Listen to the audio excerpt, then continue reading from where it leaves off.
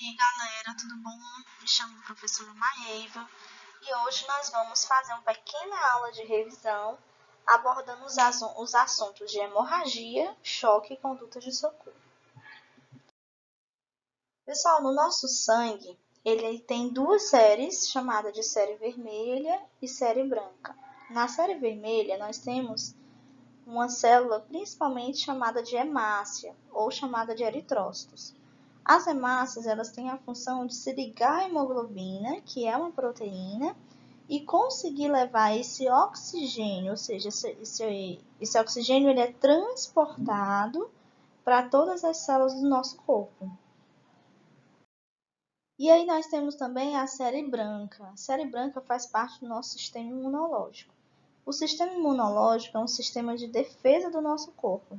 Quando, por exemplo, entra um vírus, uma bactéria, um protozoário, um fungo, o nosso corpo ele tem que estar preparado para combater esses antígenos, ou seja, esses micro-organismos. E quem está na linha de frente nesse combate é os leucócitos. Como vocês estão vendo nessa figura, nós temos diversos tipos de leucócitos. Nós temos os neutrófilos, os eosinófilos, os basófilos, cada um tem a sua função. Como, por exemplo, os neutrófilos, eles conseguem combater bactéria.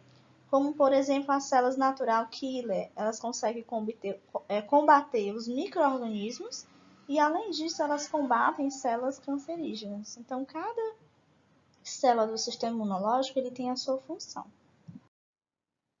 Nessa figura, nós temos o vaso sanguíneo. No vaso sanguíneo, nós temos o plasma, que o plasma é a parte líquida do sangue. Ele tem a função de transportar substâncias e células sanguíneas também. Temos as plaquetas têm a função de coagular o sangue. Nós temos os glóbulos brancos, como eu acabei de falar, né? Nós temos os leucócitos, os neutrófilos, basófilos, que são as nossas células de defesa.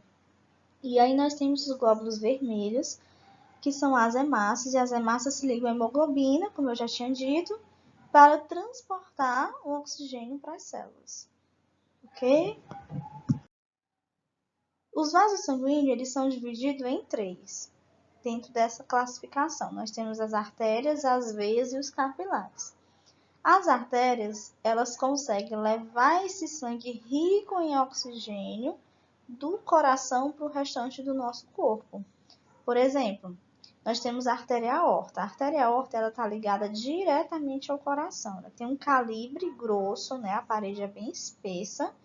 E com a pressão faz com que esse sangue ele jorre do coração para o restante do nosso corpo. Nós temos também, por exemplo, as veias. As veias levam ao coração esse sangue que já foi enviado pela artéria.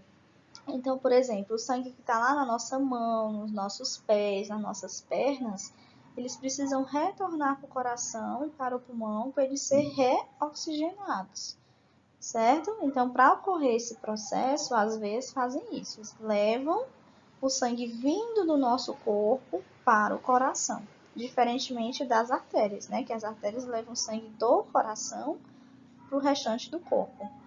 E nós temos os capilares. Os capilares são os vasos bem finos, tá? Mas que também têm uma função de transporte de sangue, de oxigênio nas células. Eles ficam bem nessa transição entre artéria e veia, bem no meio. Ou seja, eles ligam esses dois vasos. Então, a função do nosso sistema cardiovascular é fornecer um aporte adequado de nutrientes, oxigênio e remoção dos metabólitos. Então, quem faz parte do sistema cardiovascular? O coração, executando o bombeamento do sangue rico em oxigênio para todas as nossas células, e também os vasos sanguíneos, que como se fossem as redes de transporte. Ok? Isso tudo para ter o quê? Para ter uma boa perfusão tecidual.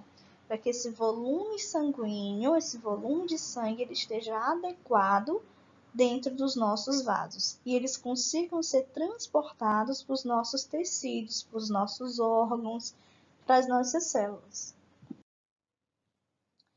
A diminuição do volume sanguíneo afeta a perfusão? Com certeza.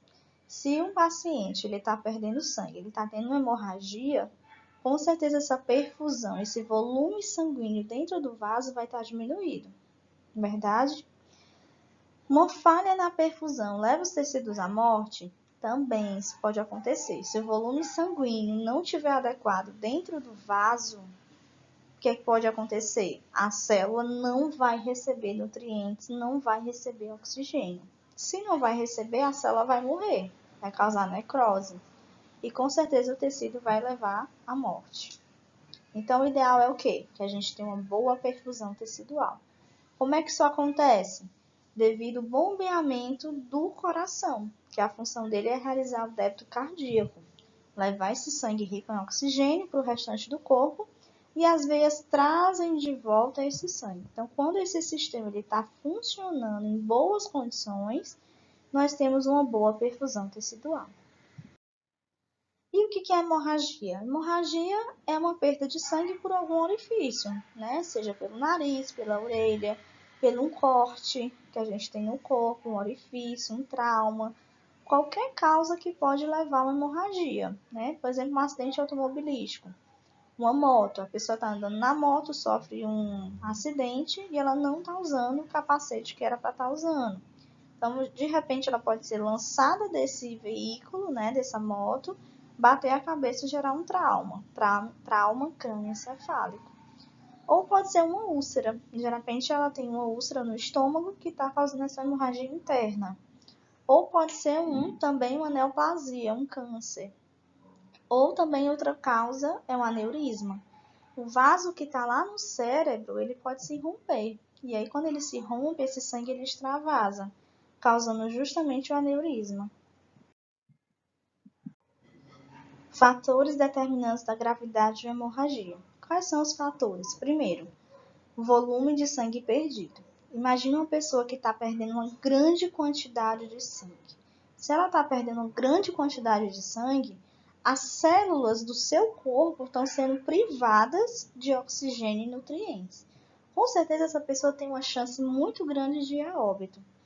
Outro fator é o calibre do vaso rompido. Como, por exemplo, existem algumas artérias principais no nosso corpo. Por exemplo, elas estão localizadas no abdômen, no tórax e no pescoço.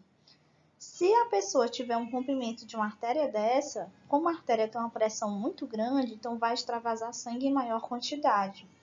Então, dependendo do local, do calibre do vaso, a morte dessa pessoa pode ser de 1 a 3 minutos. Outro fator também interessante é o tipo do vaso lesado, né? Nós temos que perceber que as artérias, as veias, os capilares, eles possuem características diferentes. Com certeza o sangramento arterial ele é de maior gravidade.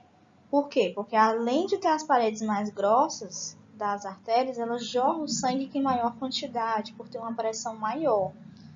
Às vezes, elas estão mais próximas da superfície do corpo também. E o sangramento capilar ele é mais lento, em torno de 6 a 8 minutos. Então, isso vai depender muito do tipo do vaso, né, que foi lesado. Velocidade da perda de sangue tem tudo a ver também com a gravidade de uma hemorragia. Por quê? Porque a perda rápida, pessoal, por exemplo, uma pessoa que está perdendo 1 litro de sangue, de repente, assim, tudo muito rápido, dependendo do vaso, imagina aí um vaso, uma artéria, né, perdendo 1 litro de sangue, vai colocar essa pessoa em risco de vida, né? Quando a perda ela é mais lenta, porque tem tudo a ver também com o tipo do vaso, o organismo ele consegue desenvolver mecanismos de compensação, tentando suportar aquela situação até que o SAMU chegue naquele local, né? Um atendimento especializado. Classificação das hemorragias. E aí nós temos hemorragias quanto ao local, né? Hemorragias internas e externas. A interna, nós não conseguimos visualizar a olho nu esse sangue ali que está acumulado. Geralmente são lesões traumáticas de vísceras, né? De grandes vasos, como, por exemplo, um rompimento de uma artéria aorta ou qualquer outra artéria, veia. Então, geralmente esse sangue ele vai extravasar, ficando ali acumulado, né? Nesses órgãos. Hemorragia externa, ele é mais fácil de nós, né, conseguirmos visualizar. Então, geralmente é por pressão direta naquele local, né? Às vezes a pessoa tem ali tirar a camisa, né? Às vezes coloca naquele local para tentar estancar. às vezes tem um gás naquele momento. Então vai depender muito da conduta também no local. E aí nós temos essa classificação quanto à origem: hemorragia arterial, venosa e capilar. As hemorragias arteriais, a gente observa que esse sangue ele é um sangue vermelho vivo. E ele sai em formato de jato, né? Ele sai assim porque ele tem uma pressão muito grande, ou seja, a gente tem uma maior quantidade de sangue nas artérias. Ele é um difícil controle, por esse sangue ser bem abundante. Já as hemorragias venosas, esse sangue tem uma cor vermelho escuro. Ele sai em forma de toalha, em forma regular, ou seja, ele vai como se ele escorresse, né, pelo corpo. E nós temos as hemorragias capilares, que a cor é intermediária entre vermelho vivo e vermelho escuro. Sai mais lento porque o calibre do vaso é menor e a gente consegue estancar com mais facilidade. E aí, os primeiros socorros é agora em controle de hemorragia externa. O que a gente pode fazer? Ver uma pessoa com aquela hemorragia ali visível. Dependendo da situação, nós podemos aplicar a pressão direta. O que é isso? É interromper o fluxo de sangue naquele local e favorecer a coagulação, favorecer a ação das plaquetas, certo? E aí você pode estar utilizando uma compressa, uma camisa, o que você tiver na hora para tentar comprimir esse sangue nesse vaso, para que ele não extravase. Elevação da área traumatizada é você elevar essa área lesada, no qual ela fica acima do nível do coração. Por quê? Porque a gravidade vai ajudar a diminuir o fluxo sanguíneo, ok? E aí nós temos a compressão dos vasos ou pontos arteriais, né? Se a hemorragia for muito intensa, gente, a gente não conseguir, né, estancar esse sangue, né, controlar esse sangramento, nós podemos pressionar algumas artérias que vão estar próximas do local que está extravasando o sangue. E a gente comprimindo elas, com certeza o sangue vai sair em menor quantidade. Outro ponto é o uso de torniquete, né? O torniquete ele é utilizado em último recurso. Antigamente se utilizava muito, né? Que é você conseguir amarrar esse membro aí para tentar estancar. Ele é utilizado em último caso, no caso, por exemplo, de amputação, tá? Ele é bem utilizado. E aí fica aquelas perguntas, né? O que é infecção? O que é inflamação? A infecção gera inflamação? Na inflamação há a presença de infecção? A gente tem que primeiro saber o que é infecção. Infecção é a invasão dos micro-organismos no nosso tecido, no nosso corpo. Ou seja, o nosso organismo ele é invadido por alguns micro-organismos, como, por exemplo, os vírus, bactérias, fungos, né? Qualquer micro-organismo ali que entra no nosso corpo. Então, a gente pode dizer que essa pessoa está com infecção. O que é inflamação? Inflamação é a resposta do nosso organismo devido àquela situação que ele está vivenciando. Se a pessoa tem infecção, se ela está com um micro-organismo dentro dela, ela vai gerar inflamação. Vamos dar um exemplo bem clássico que nós estamos vivendo hoje. Nós estamos em meio a uma pandemia do coronavírus, né? Então, o corona, ele entra pelas vias aéreas superiores, passa pela traqueia e chega até o pulmão. O que é que ele faz? Ele faz um estrago no pulmão. Por quê? Porque ele gera um processo inflamatório, ele gera inflamação. Quando essa inflamação está muito intensa, ela não está conseguindo controlar, o corpo não consegue controlar, o tecido ele vai perdendo a sua vida, a sua qualidade de vida. Então, o pulmão ele vai deixando de funcionar. Por isso que muitas pessoas que têm essa doença, elas têm dificuldade respiratória, né? Elas têm secreção, elas têm tosse. Por quê? Porque o pulmão não está conseguindo mais exercer a função dele, que é as trocas gasosas de oxigênio e gás carbônico, certo? Então, a infecção é a penetração de micro-organismos no nosso corpo e a inflamação é a resposta, por exemplo, dessa infecção. Aí a gente fica aquela pergunta: a infecção ela gera inflamação? Com certeza. Se eu tenho um micro-organismo, eu vou ter uma resposta do nosso corpo quanto àquele micro-organismo. E a resposta chama-se inflamação. Que são todos aqueles sinais, né? Como edema, pele avermelhada, febre, todos aqueles sinais. Na inflamação, há presença de infecção? Nem sempre. Às vezes você tá com a área inflamada, você teve um corte, por exemplo, no dedo, mas nem sempre tem presença ali de vírus e nem de bactérias. Nem sempre tem, tá? Então, nem toda inflamação há presença de infecção, mas toda infecção vamos ter inflamação. Entenderam? E o que é o choque? O choque aqui não é aquele choque elétrico, não. É um grave estado patológico que ele vai influenciar todas as nossas células de forma generalizada, ou seja, causada por uma insuficiência de oxigênio nas células, porque não está ocorrendo circulação sanguínea adequada. Ou seja, o choque ele não é a doença, mas ele é o resultado de um trauma ou de uma enfermidade. Como, por exemplo, o paciente que também está com corona, ele pode desenvolver o estado do choque. Vai chegar um momento que o pulmão dele vai parar de funcionar. Casos graves, né, que eu estou falando. Pessoas que estão com casos bem graves. Ou pode acontecer do coração também parar, certo? Porque o pulmão e o coração, eles estão interligados. E aí, perfusão é a circulação do sangue pelos tecidos, ou seja, o volume sanguíneo deve estar adequado. Só que no estado de choque, essa perfusão está inadequada. Esse sangue ele não está conseguindo chegar nos tecidos. O que é que vai acontecer? A célula vai sofrer demais, porque ela não vai receber o oxigênio que ela precisa para poder viver. Então, a perfusão inadequada, ela gera um sofrimento celular. E essa célula acaba morrendo mesmo. Ela não dura muito tempo. Por isso que vai prejudicando a função de certos órgãos. O que pode provocar o estado do choque? Muita coisa, né? Por exemplo, hemorragias intensas, picada de animal peçonhento, que pode levar esse veneno, né, desse animal que picou, pode levar a um choque anafilático, choques elétricos, que pode afetar o funcionamento do coração, principalmente quando ele passa pela região do tórax.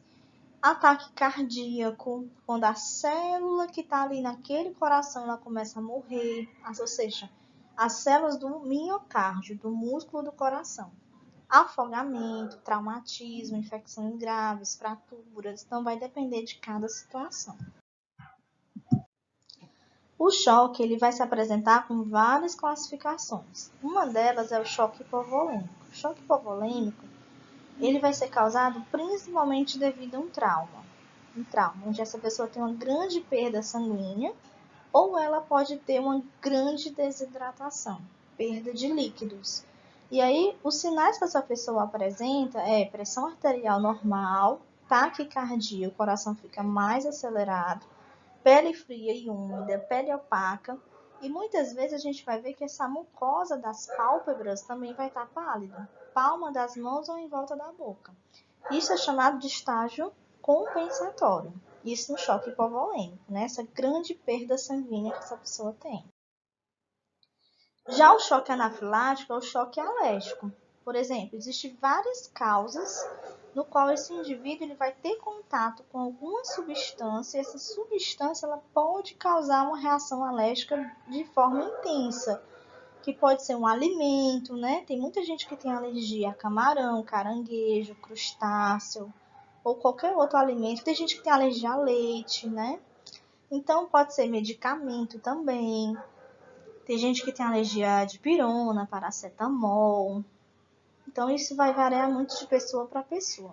Então, esse indivíduo que tem um choque anafilático, ele vai ter um choque alérgico. Não é aquela alergiazinha simples que a pessoa tem, toma um remédio e fica bom, não. O choque anafilático é casos mais graves. Essa pessoa ela vai sentir uma coceira, ela pode sentir um edema de glote, é como se a glote ela inchasse totalmente. E a região do pescoço ela fica tampada, ou seja, esse ar que era para entrar, ele não está conseguindo mais entrar. Queimação na pele, pele avermelhada, ou seja, sinais de inflamação também, né? A gente visualiza. Dificuldade em respirar, porque como eu falei, se tem edema de glote, a glote vai tampar totalmente a passagem do ar. Aqui nessa foto a gente consegue visualizar, principalmente no rosto dessa criança, né? Então a gente vê o que aqui? a gente vê os olhos bem inchados dessa criança, chamado de angiodema, devido a um processo alérgico. Nós temos nas outras figuras também essa boca extremamente inchada, né? Essa inflamação de forma bem intensa. Aqui nessa outra criança também do mesmo jeito. E nós temos aqui nessa outra figura várias pápulas, várias áreas avermelhadas na pele. Então a gente já observa logo, já vê se a pessoa está com alergia. E aí vai depender muito, né, como eu falei, de cada indivíduo, de cada resposta do sistema imunológico.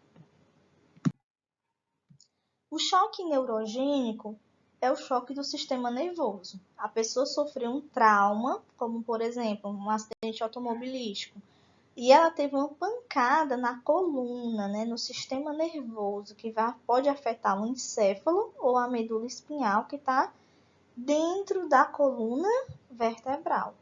Então, o volume de sangue disponível é insuficiente para preencher todo o espaço dos vasos sanguíneos dilatados. Então, os vasos eles vão dilatar.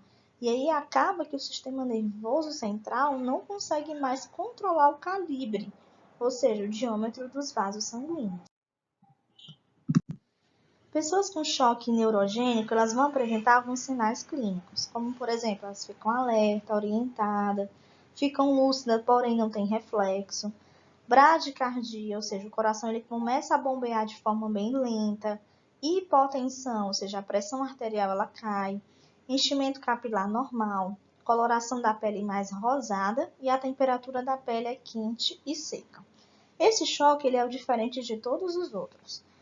Nesse choque, o paciente vai apresentar a pele quente e seca. Mas já, por exemplo, no choque hipovolêmico, no que ele está perdendo muito sangue, a temperatura da pele vai ficar o quê? Fria e úmida. Então, a pressão arterial vai cair, ocorre uma elevação da frequência cardíaca, palidez, né? Isso tudo aqui no choque cardiogênico, que aqui já é um outro tipo de choque. O choque cardiogênico vai afetar totalmente o sistema cardiovascular, ou seja, o coração. Ele não está conseguindo mais bombear sangue suficiente para o restante do corpo. Tem algum problema ali, alguma falha. Então a pessoa vai ter o quê? Palidez, sonolência, fraqueza, confusão mental. Por quê? Porque o sangue não está chegando no cérebro. Então, se não está chegando no cérebro, está tendo o quê? Uma diminuição da perfusão tecidual, uma diminuição no volume sanguíneo na região do cérebro. Nós temos um outro tipo de choque, que é o choque séptico, é o choque da infecção, né? Pessoas que pegam uma infecção através, por exemplo, de uma bactéria super resistente, porque a gente encontra muito isso, essa pessoa pode morrer de sepse. Essa bactéria ela pode se espalhar, né, para o restante do corpo.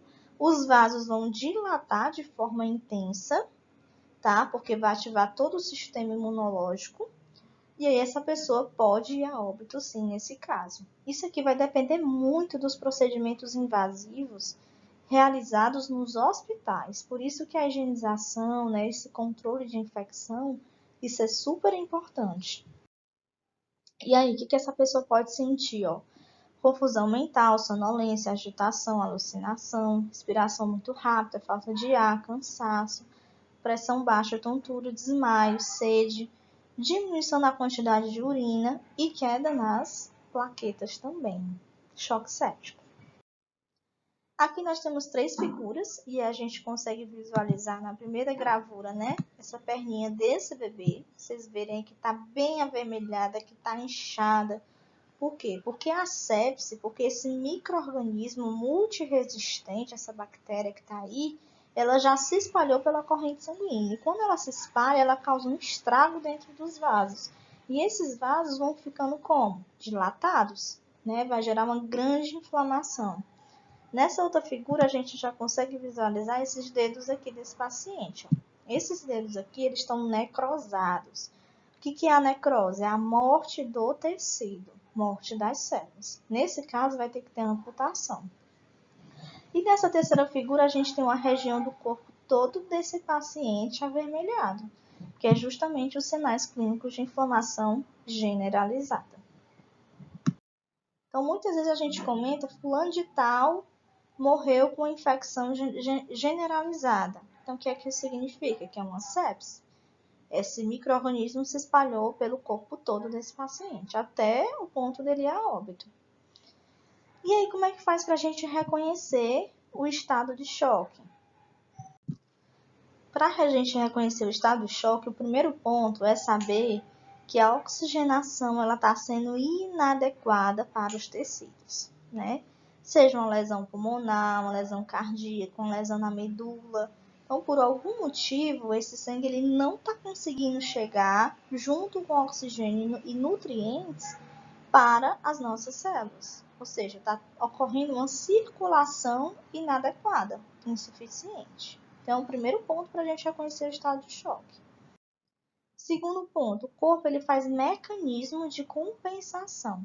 Então, o nosso corpo ele é muito inteligente. Ele vai tentando se equilibrar, ou seja, alcançar a homeostase, que é uma defesa natural que a gente tem para tentar compensar essa perda. Por exemplo, o paciente está perdendo muito sangue, está tendo hemorragia externa, porque sofreu um acidente, né? Por exemplo, um trauma. Esse paciente ele vai chegar a um ponto que o corpo vai tentar compensar, né, essa perda, para deixar aquela pessoa viva, pelo menos. E aí essa pessoa pode ficar inquieta, ansiosa, irritada, ocorre um aumento da frequência cardíaca, o coração ele tenta jorrar mais sangue de forma mais intensa, para que esse sangue consiga chegar nas células, tá? Pele pálida e fria, né, também. Aumento da frequência respiratória, porque o oxigênio tem que entrar com mais intensidade. Ou seja, ocorre uma aceleração, né, um aumento na frequência respiratória. Uma diminuição na temperatura corporal, com exceção de febre. Também, para tentar se ajustar ali e essa pessoa conseguir manter as suas funções, né, a sua defesa natural. Terceiro ponto, a pessoa está lá ainda no acidente, não chegou a equipe do SAMU, o tempo está passando, essa pessoa está perdendo sangue e ela vai entrar no terceiro estágio, que é o estágio progressivo. É como se o nosso corpo ele reconhecesse que o sangue que está lá nos nossos membros superiores e inferiores, né, como os pés e as mãos, mais a região abdominal, ele não é tão importante. Por quê? Porque é preciso manter sangue suficiente nos órgãos vitais, como, por exemplo, coração, cérebro e pulmão. Então, o que o paciente pode ter? Cianose, queda na pressão arterial, sudorese aumentada, sede, náuseas, vômitos, tontura, alteração da consciência. Entenderam? O sangue que está ali nos braços e nas mãos não é importante mais. É melhor essa pessoa, no caso, né, o corpo pensando, é melhor essa pessoa perder esse sangue nos membros e ser enviado para os órgãos vitais para manter ela viva. E aí, o caso continua avançando, o SAMU não chegou no local, essa pessoa não foi atendida, não recebeu os primeiros socorros. Então, ela vai entrar em outro estágio, que é o último estágio do choque, que é o estágio irreversível. Então, vai ocorrer um desvio do sangue do fígado e do rins para o coração, cérebro, gerando falência de outros órgãos, né? Os outros órgãos que eram para receber sangue já não recebem mais. Por quê? Porque tem que continuar mandando sangue para o coração e para o cérebro. Então, o sangue que está lá no fígado e do rim vai para o coração e o cérebro, para continuar mantendo essa pessoa viva. É como se ela tentasse lutar. O corpo dessa vítima, ela vai lutando até o último minuto para manter ela viva, né? Então, assim, o estado de choque ele não é algo rápido, ele é algo progressivo. E aí nós temos como sinais clínicos pupila dilatada, né? E aí já tem um sinal de óbito, respiração superficial irregular, como se ela estivesse respirando bem fraquinho, e perda da consciência porque o sangue não está chegando quase no cérebro. Então, se o choque ele for severo, prolongado, ele pode se tornar o quê? Irreversível e gerar sequelas, se não tiver o atendimento correto no tempo certo. Alguns exemplos de hemorragia, a gente tem aqui a hemorragia nasal. A hemorragia nasal ela é definida como um sangramento proveniente da mucosa nasal. E aí, gente, ela ocorre devido a um rompimento de pequenos vasos que a gente tem no nosso nariz, né? Nessa região nasal. tá? Então, quando esse vasinho ele se rompe, esse sangue extravasa. E aí nós temos que perceber quais são os primeiros socorros nessa vítima em hemorragia nasal. Primeira coisa, você tem que sentar essa vítima com a cabeça inclinada, né? Sente a vítima inclinando sua cabeça para frente, para que o sangue passe pelas narinas. Muitas vezes a gente pode pegar uma toalhinha e segurar ali o nariz. Lembrando que a gente não deita em hipótese nenhuma essa pessoa, porque se a gente deitar, esse sangue vai passar para a garganta, tá? E jamais suba a cabeça dela, jamais deixe a cabeça para cima, a cabeça é para frente. A gente pode comprimir o nariz, né? Hemorragia nasal, segurando por 5 minutos, fazendo pressão direta. Podemos refrescar o paciente, dar ele um copinho de gelo, porque a gente consegue reduzir a quantidade de sangue que chega no nariz também, tá? Sempre lavar o nariz com soro fisiológico ou com água potável e descobrir qual é a causa dessa hemorragia nasal. A hemorragia de ouvido, a gente tem várias causas. Uma das causas é uma infecção, né, devido a uma bactéria que muitas vezes entra causando essa hemorragia. Ou às vezes é a pressão muito alta intracraniana, é um dos fatores. E os primeiros socorros nesse caso é fazer uma limpeza externa do sangue que está ali na orelha, né? Manter a orelha posicionada para baixo e sempre procurar um serviço médico para poder identificar o que está acontecendo, certo? Nas otorragias simples, introduz um pedacinho de gaze, como nessa figura. Essa gaze ela vai conseguir absorver o sangue que está saindo, tá ok? E aí a gente finaliza, esse é o último slide dessa aula de revisão. Eu busquei aqui trazer para vocês os pontos principais, tá? E aí vocês vão estudar essa aula completa em PDF, e essa é a minha videoaula. E vocês vão estudar também a aula de RCP, que é uma próxima aula, tá? Que eu também já disponibilizei para vocês. E vou disponibilizar um link também de uma web aula. Tá ok, gente? Até mais. Que Deus abençoe a todos.